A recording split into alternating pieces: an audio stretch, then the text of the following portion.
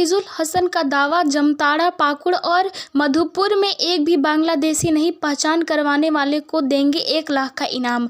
नमस्कार, सुबह सवेरा news channel में आप सभी का स्वागत है। सुबह सवेरा न्यूज़ चैनल पर आप सब नए हैं तो लाइक और सब्सक्राइब करना नहीं भूलें। समाचार विस्तार से। झारखंड की वर्तमान सरकार द्वारा पिछले लगभग 5 सालों में जो भी जन कल्याणकारी योजनाएं लागू की गई हैं, उसे बताने और उसके लाभुकों के लिए आभार यात्रा का आयोजन किया जा रहा है। इस यात्रा के जरिए झामुमो पार्टी द्वारा सभी योजनाओं को आम लोगों के बीच बताया जा रहा है। देवघर के मधुपुर में आभार यात्रा की शुरुआत मंत्री हफीजुल हसन ने किया। इस मौके पर मंत्री ने कहा कि जो वादा झामुमो ने 2019 के चुनाव में दरमियान किया था, वह पूरा करने में हेमंत सरकार सफल रही है। इसलिए आगामी मुख्यमंत्री के तौर पर हेमंत सोरेन को ही बनाने का सभी संकल्प ले।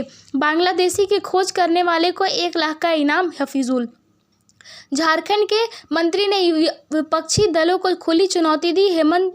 मंत्री ने कहा कि पिछले पाकिस्तान की बात कर रहे हैं, अब बांग्लादेशी घुसपैठियों की बात कर रहे हैं।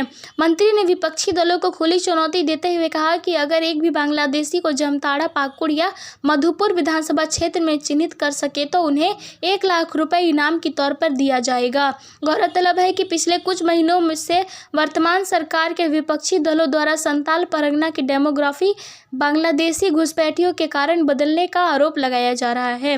मंत्री हफीजुल हसन की इस चैलेंज को विपक्षी दल कैसे देखते हैं, ये सामने आने वाला समय बताएगा। दूसरी ओर मंत्री हफीजुल हसन ने भाजपा सरकार पर सीधे वार करते हुए कहा कि जो लोग वर्तमान सरकार पर आरोप लगा रहे हैं कि वे बांग्लादेशियों को शरण दे रहे हैं, तो वे शायद भूल गए हैं कि उन्हें सरकार द्वारा अडानी पावर प्लांट से बिजली बांग्लादेशी को भेजा जा रहा है। इसके कारण गोड्डा का तापमान 5 डिग्री सेल्सियस बढ़ गया है।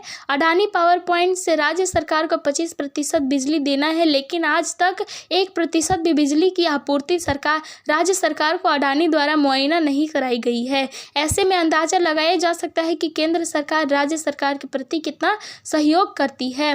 झारखंड आंदोलन के बाद हेमंत सोरेन को फिर से मुख्यमंत्री बनने के लिए आंदोलन की आवश्यकता।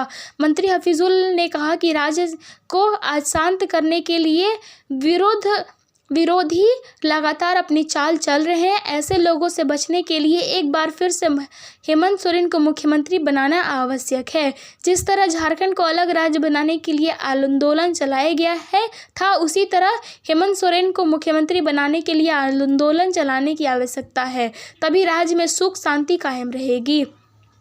मंत्री ने बातें आभार यात्रा के दौरान उपस्थित लोगों से कही है। मधुपुर में धमनी में आज से आभार यात्रा की शुरुआत की गई है। इस यात्रा में झारखंड मुक्ति मोर्चा, महिला मोर्चा के संयुक्त तत्वाधान में आभार यात्रा के माध्यम से लोगों तक सरकार की जन कल्याणकारी योजनाओं को बताया जा रहा है।